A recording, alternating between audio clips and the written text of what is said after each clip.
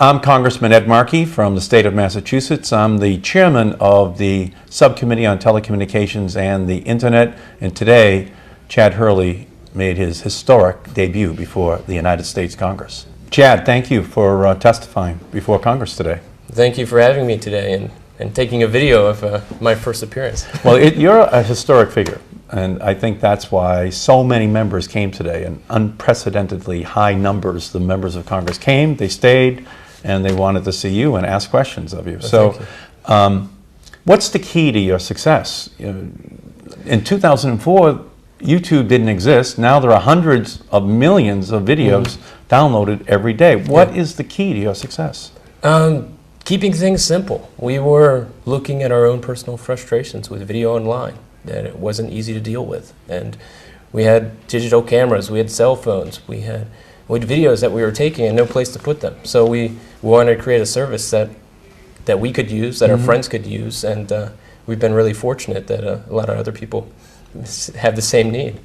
Now you talk about openness and the internet as a key component to the change which takes place. Could you talk about that a little bit, why that's an important concept? Yeah, well, an open internet allowed us the ability to start our business. We were on the same playing field as everyone else on the internet, and starting out of our garage, working on this project. And because of that, we were able to compete. And at the same time, consumers had the same ability to upload content to our site, to view content from our site without anyone discriminating against the bits that they were trying to deal with.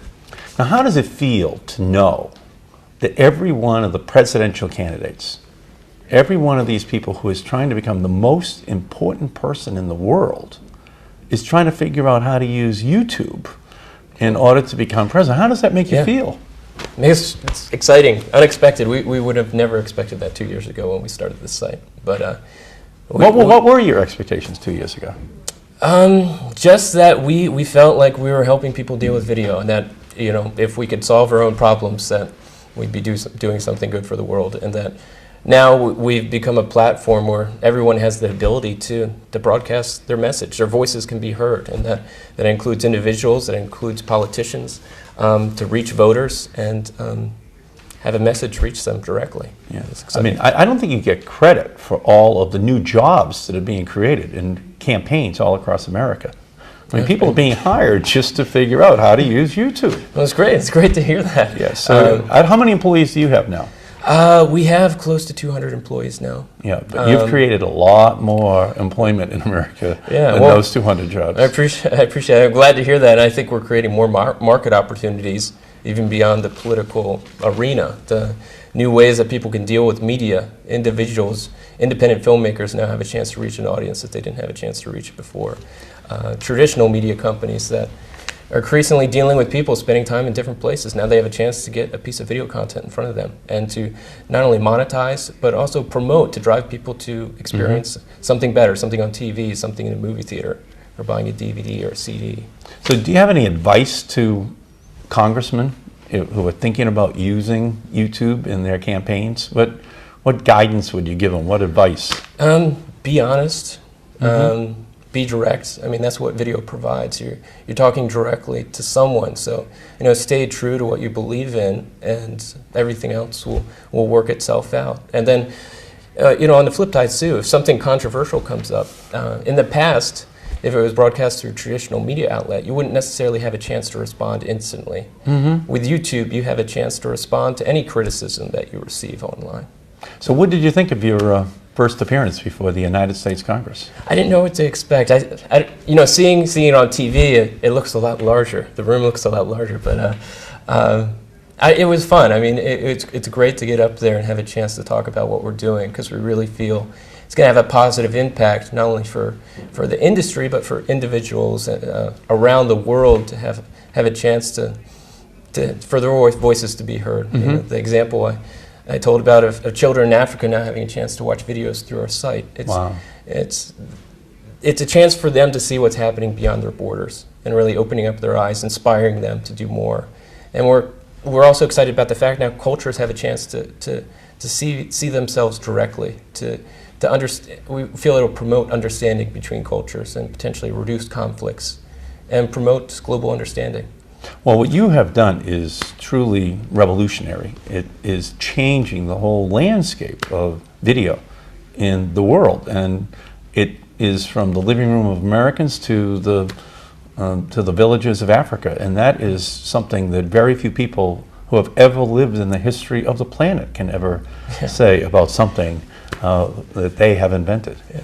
Well, we feel really fortunate, kind of in the right place at the right time, being able to early on focus on some of the things that we felt would make a difference, making it easier for people to get videos into the system. Mm-hmm. We'd reformat those videos into Flash so they'd play back easily for everyone, no matter what type of media player that they had on their video on their computer. And giving them tools to leave comments and to rate and to the ability to take these videos and put them on their personal websites or blogs. And people didn't have a video solution before, and we're just happy to provide one. Well, after just a little bit more than 2 years, you've already revolutionized the entire world of video, and it's almost impossible to comprehend what the next 5 years or 10 years might hold. What do you think the world might look like in 2017? Do you have any vision whatsoever I think it's going to be a spectrum of choices. There's a lot of people kind of pushing for the one thing that they believe in, like HD. Everyone's going to watch HD programming on their TV or in the movie theater. I don't think it's about that. I think it's about choice. It's about YouTube videos on our site. It's about people having the ability to sit behind their TV or in the movie theaters and also viewing content on DVDs. It just like in traditional media, in the physical world where you have newspapers and magazines and books to blogs, there's not just one way that people are going to experience information. There's going to be many, and I think we're just providing one. And also I think what we're providing is not only being able to access this video currently today on the internet, but we're expanding into the mobile arena where people have the ability to not only take video wherever they are to capture events that are happening around them, but actually have a chance to view video whenever, wherever they want.